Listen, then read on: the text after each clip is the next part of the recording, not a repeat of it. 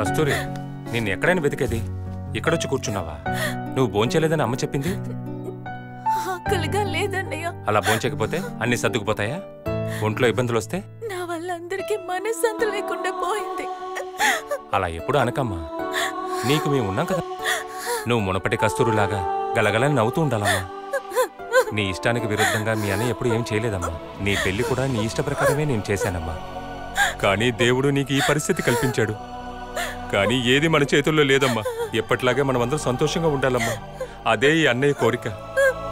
లేదన్నయ్య, మర్చిపోలేకపోతున్నాను.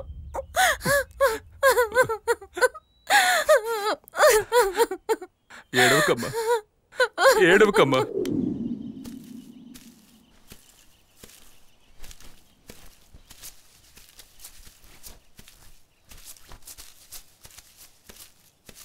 దేవి, మావయ్య ఒకసారి లారా. సరే మావయ్య. ఓసే సీత, మురళి మావయ్య వస్తున్నాడే. అక్క ఎల్లొస్తాను. ఏంటి దేవి, ఎలా ఉన్నావు? బాగున్నాను మావయ్య. నువ్వు కస్తూరిని చూసావా? ఏం వెళ్ళి చూస్తాం మావయ్య, మమ్మల్ని చూస్తేనే ఏడుస్తుంది. మా వల్ల కావట్లేదు మావయ్య. మహాలక్ష్మిలా చూశాను కస్తూరిని. ఇప్పుడు తన మొహంలో ఏమాత్రం కళ లేకుండా పోయింది. తనని అలాగే వదిలేయకూడదు దేవి. నువ్వు వెళ్ళి తనతో చెప్పు, ఎప్పటికైనా తన సంతోషమే నా సంతోషం అని. జీవితాంతం తనని గుండెలో పెట్టుకుని చూసుకుంటానని చెప్పు. సరే మావయ్య, మేము కస్తూరి దగ్గరికి వెళ్తాం. వస్తాం మావయ్య. వస్తాం మావయ్య.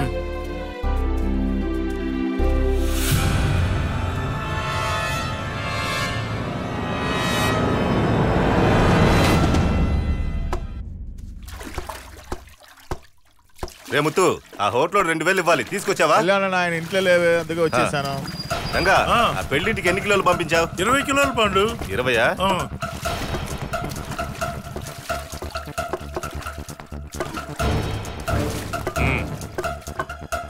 రండి సార్. డాక్టర్ హత్య గురించి విచారించాను. అయ్యో సార్, నాకు దానికి ఎలాంటి సంబంధం లేదు, నన్ను నమ్మండి. కస్తూరిని ఎవరు చేసుకున్నా నరికేస్తానన్నావుట ఊరందరూ అంటున్నారు. మర్యాదగా నిజం చెప్పరా. మురళికి నీకు ఏంట్రా సమస్య? నిజం చెప్పకపోతే లోపలేసి మక్కలు ఎరగదీస్తాను. సార్, కస్తూరి నాకు మేనకోడలేదు సార్. ఊరికే ఎగతాళి చేస్తాను. తను నాకు ఇవ్వరని నాకు బాగా తెలుసు సార్. మురళియే కస్తూరిని పెళ్లి చేసుకుంటాడని ఊళ్ళో అందరికీ తెలుసు. ఒకవేళ కస్తూరి దక్కలేదని మురళియే ఏదైనా చేస్తుంటాడు సార్. వాడిని విచారించండి సార్, విషయం ఏంటో బయటపడిపోతుంది. నన్ను నమ్మండి సార్. చూడు పాండు, కేసు ముగిసేంత వరకు ఈ ఊరు వదిలి ఎక్కడికి వెళ్ళకూడదు.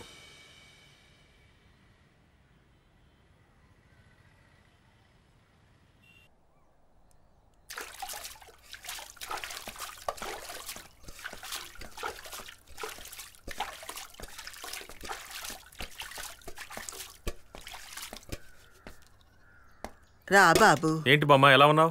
ఏదో ఉన్నాను. నేనే నిన్ను వచ్చి చూద్దామనుకున్నాను, నువ్వే వచ్చావు.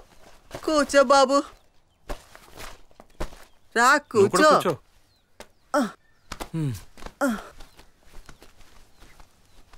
కమల్ ఈ మధ్య నా మాట వింటం లేదు బాబు. కమలేడి? ఆడు లోపలున్నాడు. కస్తూరి మొగుడు చచ్చిపోయిన దగ్గర నుంచి లోపలే ఉంటున్నాడు. తినడం లేదు, సరిగ్గా బడికి కూడా పోవడం లేదు, సరిగ్గా నిద్ర కూడా పోవడం లేదు బాబు. బాధతో పడుకొనే ఉంటున్నాడు. నన్నేం చేయమంటావు బాబు? బాధపడకు, నేను చూసుకుంటాను.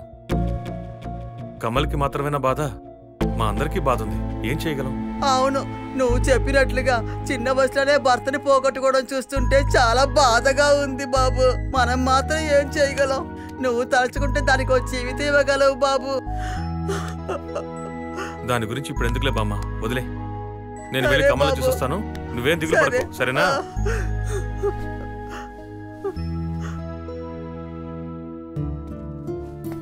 రే కమల్, ఏంట్రా ఎక్కడ కూర్చున్నావు? ఏమైందిరా, ఎందుకలా ఉన్నావు? ఏం కాలేదన్నా. నువ్వు ఇలా ఉంటే ఎలారా? కస్తూరిని అలా చూస్తుంటే చాలా బాధగా ఉందిరా. నిన్ను చూస్తుంటే ఇలా తయారయ్యావు. కాలేజీకి వెళ్ళు, కస్తూరిని కలువు. నువ్వు కస్తూరితో మాట్లాడుతూ ఉంటే తన బాధ కాస్తైనా తగ్గుతుంది. పాపం రా కస్తూరి, ఒకసారి వెళ్ళి చూసిరా.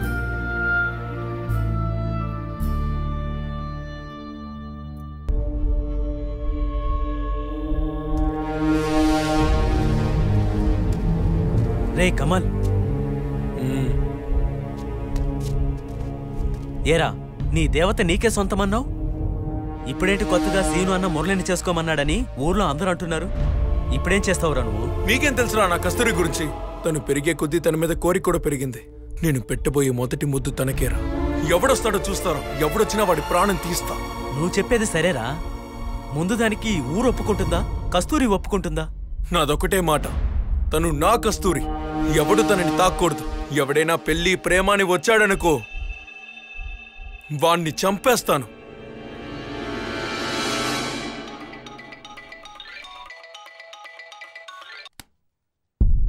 హలో సార్ నమస్తే, ఇన్స్పెక్టర్ గారేనండి? అవును, ఎవరు మాట్లాడేది? సార్ నేను డాక్టర్ అరవింద్ గార్డియన్ మాట్లాడుతున్నాను సార్. చెప్పండి సార్. మన కేసు ఎంతవరకు వచ్చింది?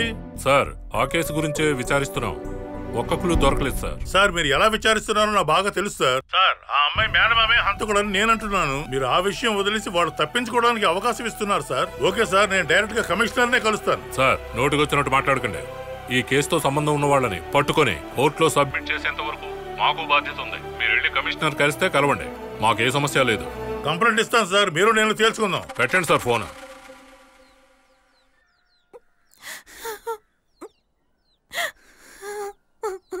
కస్తూరి అక్క, నీకోసం మురళీ మావయ్య గుళ్ళో ఏం చేస్తున్నాడో వెళ్ళి చూడండి.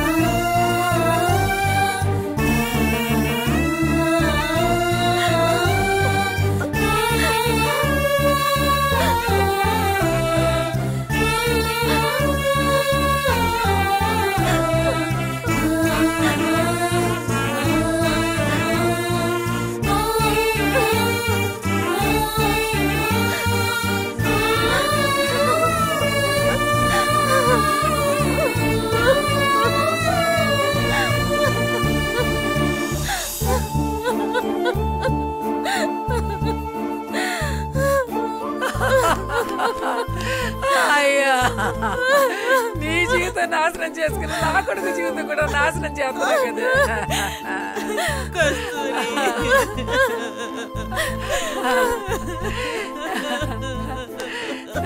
ఎందుకయ్యా మురళి ఇలాంటి పనులు చేస్తున్నావు? మురళి, నీ ఆరోగ్యాన్ని ఇలా పాడు చేసుకుంటున్నావు. ఆడోకే లక్ష్మి, నన్నేం చేయమంటావు అత్తయ్య? కనీసం ఇలా చేస్తేనైనా ఆ పోలేరమ్మ మనసు కరిగి కస్తూరి జీవితానికి ఓ మంచి దారి చూపిస్తుందని నా ఆశ. మన కస్తూరికి ఒక మంచి జీవితం దక్కాలత్తయ్య. నన్నేం చేయమంటావయ్యా?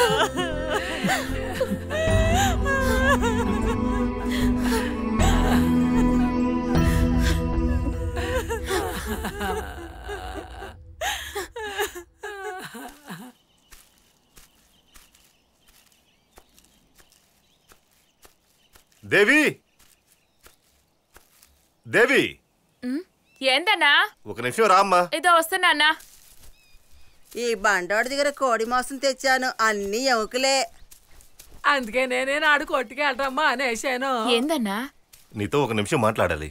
చెప్పన్నా. కస్తూరి ఎలా ఉందమ్మా? పర్వాలేదన్నయ్య, ఇంకా అరవింద్ని తలుచుకొని ఏడుస్తూ ఉంది. చూస్తేనే పాపం తన్ని అనిపిస్తుంది. ఓదార్చిద్దామని చూస్తే నన్ను శత్రువులాగే చూస్తున్నారమ్మా. కస్తూరిని దక్కించుకోవాలని కోరుకున్నాను, కానీ తనకు దక్కిన జీవితాన్ని ఎప్పుడూ నాశనం చేయాలనుకోలేదు. అది తెలుసన్నా, మీ మీద నమ్మకం ఉంది. అది మిమ్మల్ని నమ్ముతుంది. నాకు తెలిసినంత వరకు మురళియే హంతకుడు అంటున్నారు. అది చెప్తే గొడవకొస్తున్నారు. అదే నీతో చెప్దామని. అన్నా, కస్తూరి ఉన్న బాధలో ఏదోడు చెప్పి ఇబ్బంది పెట్టకండి. ఇదే నేను చెప్పగలను. కసాయుడు మనసు మార్చగలవా? ఎంతైనా కఠినంగా ఉంటుంది. పోన్నా. దేవి, ఆగు దేవి.